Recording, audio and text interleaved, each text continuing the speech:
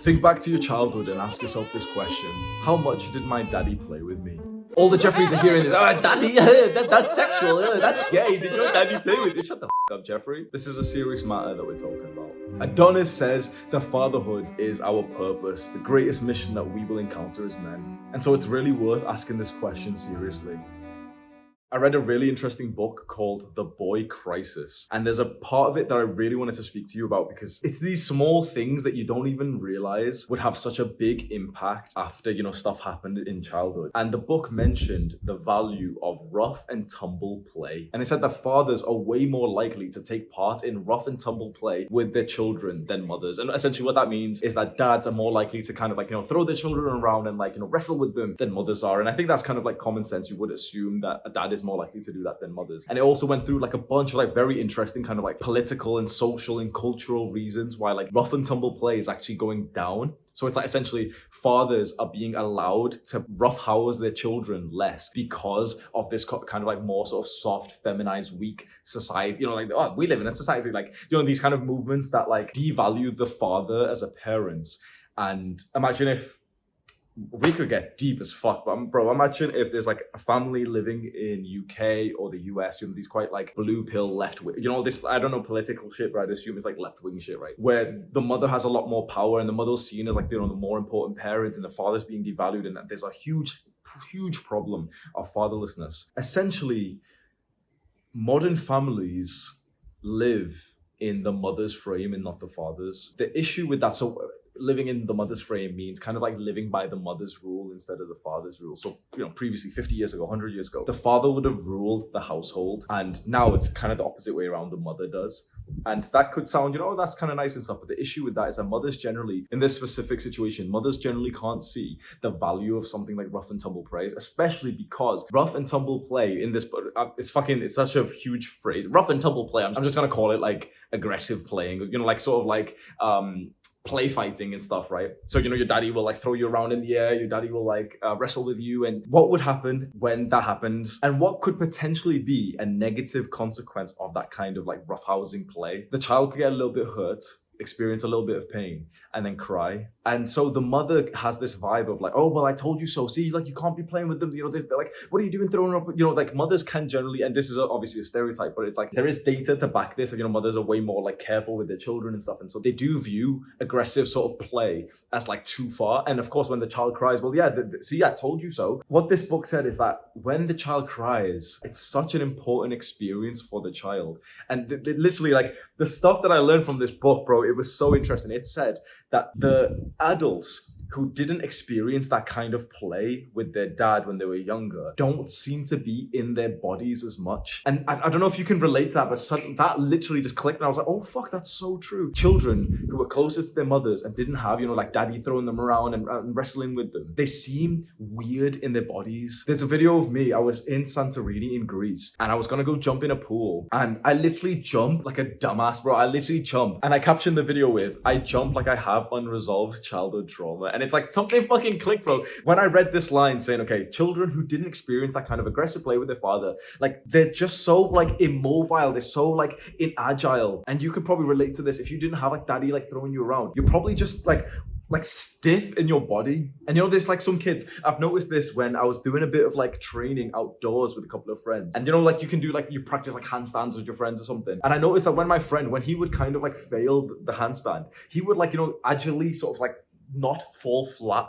He'll fail it, go too far over with the handstand and kind of still move with his hands and kind of stand back up. And I've noticed a bunch of healthy looking people do that, when they go for a handstand attempt. But I've noticed, and this might be a stereotype, a bias or something, but I've noticed people who I would assume have unresolved childhood trauma, and that's not funny, but unresolved childhood trauma like myself, we go for a handstand attempt, and when you're gonna topple over, instead of quickly agilely sort of getting on with your hands and then standing up again, we just kind of fall flat.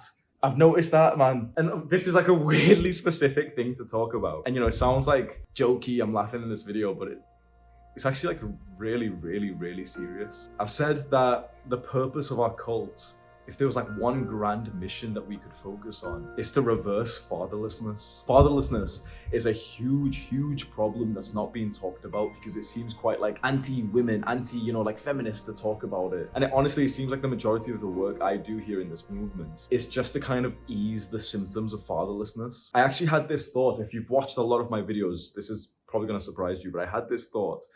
There's always something I say, don't I? There's always something I say, which is step 0 is X. What do I say? Step 0 for anything that you want to do in life is to improve your mental health first. I always say, okay, mental health is the most important part. And I realized now, I took a step back from that statement and I asked myself, okay, why would it be that so many people's mental health is an issue? I thought that the bad habits that we do, like, playing video games, taking drugs, watching porn, I've been saying all this time that those things are not the problems. Those things are the symptom of the real problem, which is mental health. But I'm now realizing that all of these things, including mental illness, are probably the symptoms of the real problem, which is fatherlessness. There were so many things that I learned from this book, and I highly recommend it. If what I'm saying in this video seems to resonate with you and you're like, wait, fatherlessness does seem to be a huge problem, and I'm kind of like a dumbass in my own body. I'm not agile and stuff, and like my daddy didn't play with me that much, and I wonder if that would have helped me, sort of like be in my body, be present more. The book is titled The Boy Crisis, and it was so interesting, and it's so like refreshing to consume some kind of content which it feels like it's on our side. It's so refreshing to read a book which explains the bad parts of your life, and it's like, yeah, well, of course that was going to happen when like half of your parenthood, half of like your like being raised by your parents is tainted by, like, there's so many reasons why fatherlessness is a big issue. And I think it is a lot of those like cultural, societal, political things where like the father isn't really needed anymore. I remember reading some other book, I think it was Hard Times Create Strong Men by Stefan Arnio. And it had a quote which I really liked, which was, if you kill the father, you kill the nation. The nation is kind of like the country, like Great Britain or the United States of America. In this book, it had this perception that the most important part of a country, what would it be? What do you think it is? The family. We know, okay, it is so clear from data that children raised in sort of like traumatic, unhappy families, dysfunctional families, end up dysfunctional criminals themselves. Of course they do. We know that like a good, stable family is the most important thing for the people in the family, so for the individuals and for the children, but also then just for the wider society. Countries that have, like, I'm not going to cite this data, I'm not a fucking nerd, okay? Usually people come to the comment, Hamza, you can't talk about studies, shut the fuck up, bro. Shut the fuck up. If you're a nerd and you want to read these studies, shut the fuck up, bro. What's that website where you like read like studies and you can't, like, no one can, like, you want me to just send you the link of somewhere that you can literally just read the abstract and you're gonna like pay for the rest of the study, and you're not gonna pay for it just so the abstract just says the same thing that I'm saying here. It's like, yep, verified. Shut the fuck up, bro. Shut up. If you're a nerd, go find it yourself, bro. If you're not a nerd, then just agree with everything I say. It's just easier, bro. Hamza said to agree with everything he said. Hamza's not telling you to have critical. Shut up. Hamza's not telling you to have critical thinking. This is a cult. So shut up, bro. I'm tired of these fucking Jeffries, bro, aren't you? I think me trying to explain the reasons of fatherlessness and, there's like this political movement and, like the culture is devaluing the father, bro. I'm not that guy who's like qualified, I'm not the politician or some like data analyst or anything. I'm just more of a guy who sees a problem and then wonders, okay, what can I do to improve myself to get rid of that problem? And so my advice that I give out is always just way more personal. People ask me, oh, Hamza, would you want to be a politician? Would you want to do this and this? And I just think, you know what, bro? No. I have a far greater impact just speaking to you directly and just trying to give you advice and creating like a community where you feel like loved and involved. In terms of like fatherlessness, the way that we reverse it, we could go through the political stuff and the societal, but really the way that we reverse it is just by becoming the best, most secure fathers that we can be. Of course, we can say, okay, the government are against us and society is against us and so on. But there's got to be like 1% to 2% of fathers who are truly like loved, they're very, very secure and successful, and they're doing the kind of things where they won't end up in those sort of dark positions where like they get divorced and lose their children or anything, right? And so let's strive for that. Let's strive to be like the 1% who have that sort of like ideal relationship. And of course, you know, people arguing, oh, well, not all of us can be like that, Hamza. Not all of us can be entrepreneurial. Yeah, of course. But like, this advice was never to all, shut the fuck up. Like, this advice was never to all people, because 99% of people will never even watch our videos. 99% of people will never even have like the desire to truly improve themselves. They'll have, you know, the daydreams of like, oh, I want to lose 30 pounds in 3 weeks. Shut the fuck up. But they'll never actually do the actions. So the message that I send out, people say, oh, but it's not applicable. They're not, no. Shut the fuck up, bro. Come on. We can get into the top 1%. That's the point of self-improvement. Now, you don't have to have that sort of toxic, egotistical mindset where it's like, okay, I want to be better than everyone else. But of course, strive for something great in your life. If you read like any book on setting goals, if you read any good old school success book like by Brian Tracy and Jim Rohn, one of the things they always say, set goals with no limitations. Pretend you have all the possibilities. So why do we set these small goals where it's like, oh, well, if I get married, like I'll definitely get divorced? Why is that your fucking goal? Why have you like pre-programmed that into your, well, 40% of marriages ended. Well, why would you want to be like the 40%? And obviously, like, you know, 40% of marriages end in divorce, and like the other 59% are fucking trash marriages that stay together anyway. They stop having sex, they stop falling in love, they're essentially broken up, but they're still like living together, right? 1%. 1% has to be the ideal family unit where the children and the mother so utterly love and respect the father, and the father so utterly loves, respects, and provides for the family. And it's like such a beautiful, like, small tribe. There's got to be 1% of families like that. And why don't we strive to be like that? Why don't we strive to make that 1% into like 3% just by us? That's what we focus on. So this book, again, like I'm not sponsored by this book or any bullshit, bro. I don't have anything to sell you. But this book also went into like mindsets and strategies, how you could be the kind of father and husband who doesn't get divorced, who doesn't lose like half of his stuff. And one of the, like, it was so interesting because it defies a lot of the shit that you would have seen on YouTube. And you know, like all these like red pill guys are popping off. Andrew Tate's like a huge one. And this is how you know that I'm being authentic as fuck, because Andrew Tate and my good friend Chris from First Man and Iman Gatsi, who I've done like collaborations with, they are all wrong about fatherhood. Every single one of them are wrong about, they've all said this exact same thing about fathers, and they're literally proven wrong by the data. So Andrew Tate, Chris from First Man, and Iman Gatsi have all said this exact same thing. They've said that the father doesn't have to play an active role in the child's development. The father doesn't have to be around. He can be like off on his business trips and he doesn't have to be active. That's complete bullshit. Andrew Tate said this, and I actually kind of like started believing it. I was like, oh yeah, like, you know, I could be the father who's like traveling around and my kid's just getting raised by my wife or the mother of my child, and you know, it's fine, and I can go live my son. But bro, that's fucking bullshit. You again read this book and the data shows children need their dad around. Children need their dad around. What's interesting about this sort of Andrew Tate mindset is like, these guys are promoting fatherlessness without even realizing it. Oh, but you know, the dad can be on business. He doesn't have to be around. It's more about quality. No, it's not. It is not just about, of course we want quality time, but it's also about quantity. The children who are raised the best, guess what?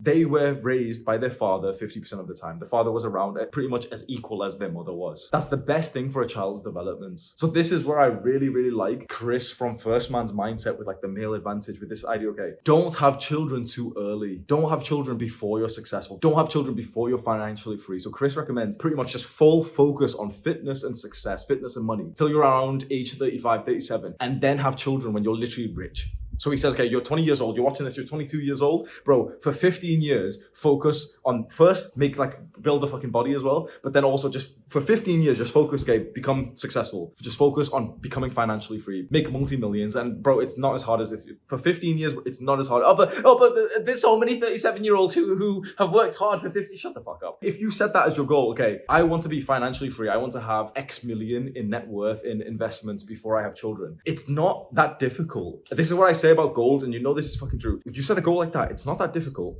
You just have to dedicate your life to it. And I know that, wait, hang on, you're saying this, but bro, time's gonna pass anyway. Time's gonna pass anyway. Your life is gonna pass anyway. Why don't you dedicate yourself to a big ass goal without this like little small dick limiting belief, like, oh, but I couldn't make that much. Well, Hamza, I'm from India. Shut the fuck up. I'm from India, so I could never make that much money. Shut the fuck up. Just shut up. Why are so many young men? I know that I'm going off the point of like, you know, did your daddy play with you? But I think it's so important. If you can put yourself in that position where you can have children when you're already successful, when you've already built yourself up, you are not going to be one of those like sad fathers who like ends up losing custody of your children. And then you can be the daddy who's always around to play with his children. It's of utmost importance that you take this seriously. I've said this multiple times. Your decision to become a father and the woman that you have children with is the most important decision you will ever make in your life. This is worth countless hours of journaling and introspectiveness. What could be, ask yourself right now, what could be the ultimate best case scenario, the best position you could be in life to have children in? And of course it would be financially free. You should have that as your goal. I've got it as mine. The reason why I sort of plan to have children younger than like first man sort of male advantage years is because I hit my stride in success way younger. I'm not even 25 years old and I make like top 1% income in the entire world. My net worth in terms of investments isn't that big just yet, but it's like it is growing exponentially. But I will be financially free and I'll be like a millionaire within a few years max. If not,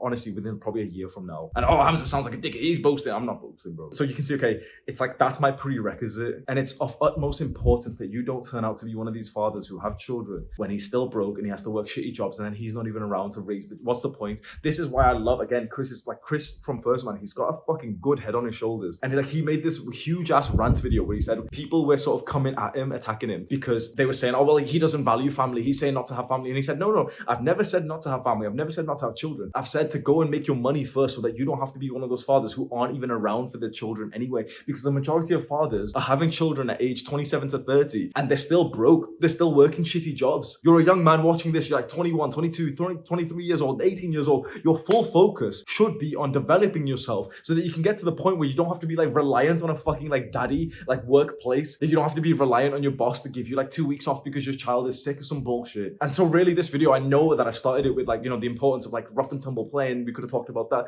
But really this video is way more important if we talk about like financial freedom, but relate that to becoming a father. What limiting beliefs do you have inside of you that say that you can't do this? Really ask yourself, why is your own brain literally against you? You right now are like literally looking at someone who's on your side and your own brain is like, probably not me. You know, it's unlikely, you know, not everyone can be a millionaire. And again, yeah, of course, not everyone can be a successful, of course. But we didn't want to be like anyone anyway. You're watching videos like this, you have the potential to go and fucking achieve that lifestyle. There's a reason why all of these old school success, not like the new fucking people, all of the old school success gurus say the exact same thing when they say, okay, set goals. It's the most important thing you can do as a young man, just in general, and for young people, for old people, the most important thing you can do is set goals and make a plan of action to achieve it. They all say that, but then when they talk about setting goals, they all say, every single time they say, set goals as if anything was possible. Because when you allow yourself to just think to yourself, okay, let me just pretend this is possible. Let me pretend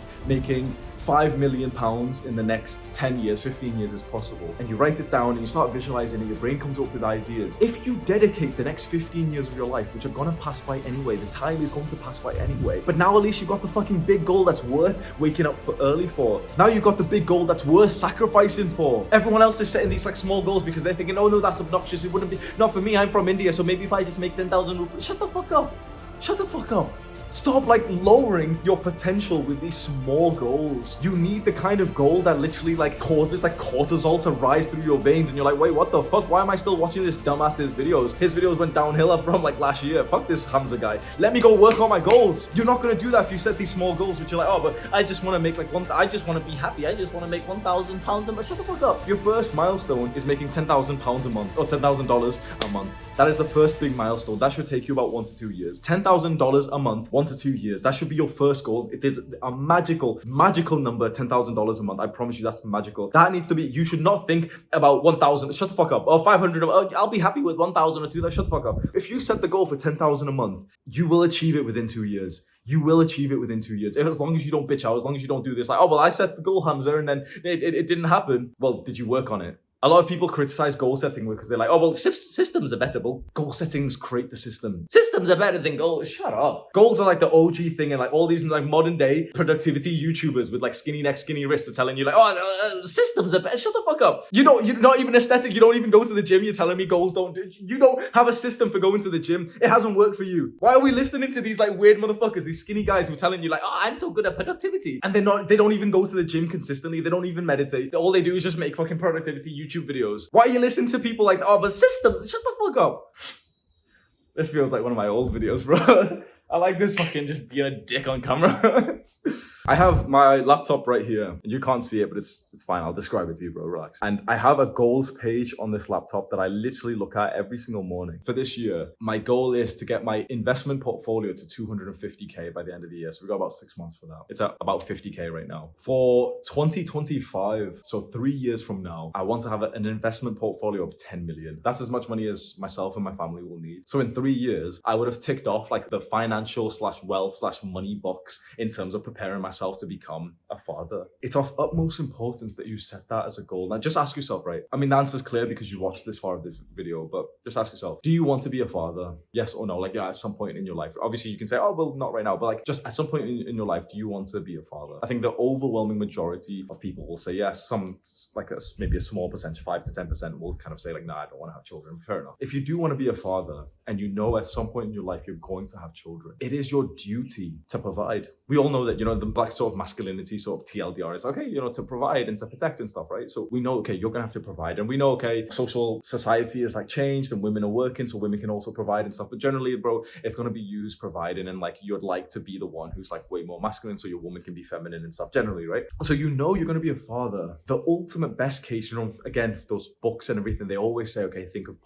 of like everything, endless possibilities, no limitations. What's the best case dream life scenario that you could have? Well, the best case dream life scenario would be that when you have children, you could be with them full time. This is one thing that book, The Boy Christ, is a very, very good book. Hopefully you'll really commit to buying it and like reading it and stuff. I'm not trying to sell it to you, bro. Fucking relax. But this book, you know, it was going through, okay, well, how can fathers be more involved? Well, you know, what they could do is like work part-time, and their wife could work part-time too, which usually isn't discussed because usually the father has to be like the provider. So the father has to work full-time and the mother stops working completely, but then she gets like a closer bond with the child, and that's actually not that good, even though that's completely what's normal. And, you know, it has been normal for like hundreds of years that the man works and the woman takes full care of the children. It's actually shown that that's not even a good thing. So they've said, oh, well, 50-50 split. So the woman works part-time, the man works part-time, and they both take care of the kids. And you know what I thought? I was like, there's one thing that they're missing. They're missing the extremely successful men and women who can get into a relationship and they actually don't need to work. Of course, we never want to stop working. We always want to have like projects that kind of like fulfill us and stuff. But the idea is like, you don't want to have to be taken away from your child, from your family to like, oh, well, you know, I've got to go to work now and like, oh, goodbye. Because the life that I'm going to tell you my sort of visualization, my sort of plan with this. And if you're a woman watching this and it fits with you, then fucking hit me up because we might be compatible. But the life that I've kind of imagined with this is that I'm already pretty damn successful and I'm 24 years old and I'm 2 years into like being productive, right? And so the next few years, of course, what's going to happen? Of course, well, you could, you know, your channel could get deleted, whatever. But of course, what happens with success, it compounds. And we are seeing that very clearly with like how much money I'm making and everything that's happening with my sort of growth and everything, right? So I'm expecting it all to compound. And in 3 years, I'm going to reach the point where like I've made enough money. I've got enough money in investments where I don't need to think about making money anymore. And from that point, I'm essentially retired, but I wouldn't just sit around. Like I've been semi-retired before, which is very weird to say. I'm 24 years old. I've been like semi-retired. There was about a 6-month period where I worked about 1.5 hours per week, which is like pretty much nothing. All I did was just record 3 to 5 videos per week. And I didn't even like it, bro. I know that it's weird as fuck and it's probably unrelatable to you. You're thinking, wait, what the fuck are you semi-retired? Like, you're retired at age 24. What does that mean? But yeah, there was a point about end of 2021 or so where like I achieved the 4-hour work week, but my passive income was so high that I literally needed to work about an hour and a half a week. So I felt like I was pretty much retired and I didn't enjoy it. I literally made a video on my second channel saying like I had almost a sense of depression from it because I had no purpose. I had no like big goal. I had nothing to like wake up for, and you know, each day was just kind of boring. I had no like real challenge and stuff. And so I don't want to do that. I really value like work and goals and stuff. So I'd continue that. So I know that even though I'll hit like sort of my investment portfolio number and stuff and I can be retired, I'll technically be retired, but I'll still keep doing sort of fulfilling projects that are just sort of intrinsically motivating for me, like hopping onto like YouTube and like just giving advice and stuff and maybe writing books, maybe going onto like podcasts or something. So I'd continue working. So the mindset that I have is, okay, full focus on like work and success for the next few years. And for you, it might be like 5 years, 10 years, 15 years for your career or your business to really take off. You achieve a great level of financial success. You stack in investments so that you then are so secure that you don't necessarily need to work when you have children. You just want to work work. And so then you're like working part-time, but in this like very fulfilling way where it's like, I'll have huge standards. I wouldn't need money, right? So a few years from now, I wouldn't need money. So if I got like some brand deal or something, but I had to go away from my family for it, I wouldn't do it. If I had to like, this decision, like I might be able to make more money doing this one, but like I'll have to lose 5 hours a week, but I wouldn't do it. You get like a very secure, safe position, strong position in life when you don't need money. And I know that this seems like quite like a distant dream, and you're maybe tuning out and you're thinking, well, this is like, this guy's lucky and this guy's really rich. It's not going to relate to me because I'm going to have to do this thing. I'm going to have to do this thing. But it is like a real possibility these days. You've got to think, bro, the amount of like those young, successful, rich entrepreneurs that you see on like YouTube and like all these crypto, bro. A lot of people are making a very good amount of money in their 20s. I don't have like a fucking course to sell you. I don't have like a fucking NFT for you to buy, bro. I'm just telling you the truth. A few years ago, I thought every single one of those motherfuckers were lying. I was so certain that they were all lying, they were all scamming. And now I've become one of those guys who's like free and successful in his 20s. I could literally retire, like not properly, but like I could retire in the sense like I'd have to work 1 hour a week. Right now, I'm in a completely different country and I didn't need savings to come here. How weird is that? Like I didn't need savings to travel the world because I make more than enough per month just passively. And you could be thinking, well, yeah, he's one of those scammers. He's just playing like fucking 200 IQ chess with me right now, and he's one of those scammers. He definitely is. He's got a course on how to make money. I don't have a fucking course on how to make money, bro. I don't have anything to sell you in terms of like making money. There is like, all I'm here for is just for fucking to tell you that it is a possibility that you can actually literally become financially free in your 20s and your 30s. You have to start with that goal. You have to start with that intention. And I think it's such an important intention. I've really been thinking, you might have watched my second channel. I've really been thinking a lot about fatherhood recently. I'm a very, very like purposeful, introspective guy. And so I think deeply. I spend literally an hour or 2 hours per day just kind of thinking. I don't know many people who do that. I literally just spend time just thinking every day. No phone, no nothing. I literally just sit there and just fucking look at my wall and just think about life, think about the decisions I want to make. Yeah, I think a lot, man. And I realized that I think this is the ultimate way to structure your life. And it's kind of like assumed, 100 years ago, how did those men structure their lives? Well, okay, get a good job, get a wife and have children. But they needed to be away from their children in that job. What I'm saying is more of the extreme end. And of course, there'll be people complaining who have got limiting beliefs and they'll be like, oh no, not everyone can do this. But what I'm saying is this extreme goal of achieving financial freedom, literally stacking millions in investments and then having children after that. And then you can be a full-time father. You'll still want to have like some kind of fulfilling work project to work on, and maybe you'll still want to work for like 5 hours a week, 10 hours a week, 20 hours a week, but it would be totally in your control. You wouldn't have to like take a fucking call from your boss and have to go away and like stay in a fucking hotel for like some work trip away from your family. You wouldn't have to wake up at like 6 a.m. every single day, sleep deprived, go into an office that you don't like. The idea is to check off that work sort of money, wealth part of your life before you have children, and use that as your motivation to literally think, wait, I want to be so totally set so that when I have children, bro, imagine the experience of being able to be like a full-time father. I know that there's a lot of guys like this Andrew Tate personality who don't want that, and they don't want to be like playing with their children and stuff. And they're like too masculine for that. But from my research into masculinity and femininity, the masculine is all about the goal, striving, making progress to goals, the freedom of constraint, and the achievement of sort of like release and progress. If your goal was to raise a child in the absolute best way possible, which I think should be the goal when you're becoming a father, it is for you to be around literally as much as possible. And also for your wife or the mother of your children to also be around as much as possible. And that opens up a family dynamic that is extremely, extremely rare, that it's not even talked about, it's not even mentioned in the book, which is where both parents, the father and the mother, are full-time parents. Of course, you can critique this, oh, well, the child would get annoyed at you and like, but I think that's a extremely, extremely beautiful goal. And to think like my future child, my little boy, 5 years, 10, 15 years from now is going to know that I literally dedicated my life when I was like 24 years old to just achieving these goals so that I would be in the ultimate position to have him and to raise him. So that when he is born, I deeply respect my own father, but like my dad was always away. My dad was like, and this is what's normal, but like my dad would come home at like 6 p.m. from work. He was gone all the entire day. And then he'd be like tired and it's my bedtime's like 8 p.m. when I'm a child or something. I don't want to have that same life when I have children. I don't want to have children and the extra sort of financial burden and thinking, well, I need to go work. I need to be away from them and everything. If you've watched this far of the video, you really, really value your future fatherhood. You've probably thought about it a decent amount already. You probably can tell, okay, that's one of the most, probably the most important thing that you would do in your life. I highly, highly encourage you to be introspective with this and to like do like some Hamza practices, which is like literally, bro, turn everything off and just stare at your wall and just think about fatherhood. Stare at your wall and think about your future children and just ask yourself, what kind of father do you want to be? And try to have like no biases, no influences, even try to like ignore the advice I've just give you and ask yourself, okay, what would be the ultimate best case scenario? I find sometimes when I'm trying to be introspective, I can like start to become aware of the influences I have inside of me. So when I did this kind of practice a little while ago, I originally thought of exactly what like Andrew Tate and First Man and stuff, what they used to say, which is like, oh, well, you know, I'd be the successful father working away and like, you know, you don't even have to be around the child that often. Bro, it's not the truth. I don't have like the studies or the data to prove it, but it's not the fucking truth at all. Like it's saying that, oh, fathers don't need to be around as much. It's all about quality.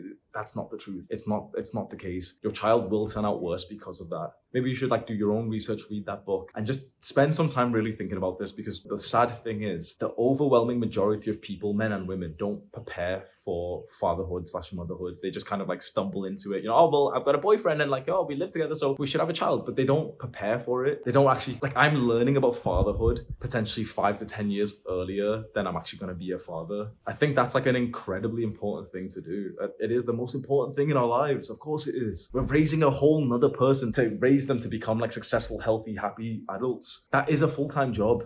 It's worth that time to be introspective and like really question this. It sounds a little bit insulting, but like one of the sort of goals in mind, which you might be able to relate to, is to be the kind of father that you needed when you were a little boy.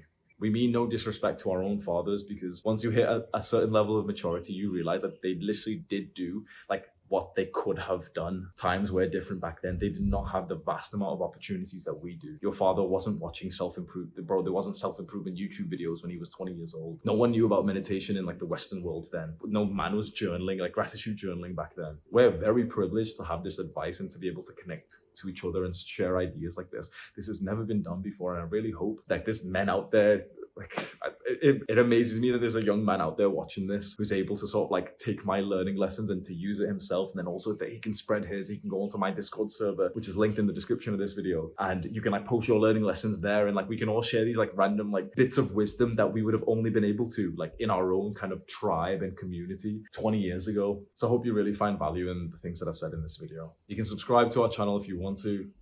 Welcome to the cult. Do the hard work, especially when you don't feel like it. Mwah.